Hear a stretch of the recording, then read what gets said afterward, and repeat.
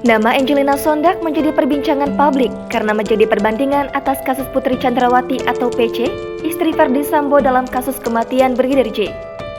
PC yang dijadikan tersangka atas kasus kematian Brigadir J namun tak ditahan atau dimasukkan ke penjara oleh polisi dibandingkan dengan Angelina Sondag sewaktu tersandung kasus korupsi Wisma Atlet.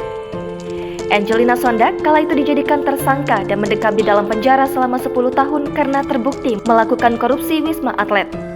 Namanya disebut-sebut lagi karena proses hukum pun sudah terdengar sampai telinga Angelina Sondag. Wanita yang akrab disapa Angie itu tak mau banyak bicara. Mantan politisi Partai Demokrat itu pun menanggapi dengan santai namanya dijadikan perbandingan dengan PC dalam kasus kematian Brigadir J. Wanita berusia 44 tahun itu berharap kepada Putri Chandrawati untuk pasrah terhadap kasus yang sedang dihadapinya, sama seperti dirinya 10 tahun yang lalu. Angelina Sondag merasa Putri Chandrawati akan mendapatkan ketenangan hati jika menyerahkan kasus kematian Brigadir J kepada Allah Subhanahu wa Ta'ala. Jangan lupa subscribe, share, komen, dan like ya.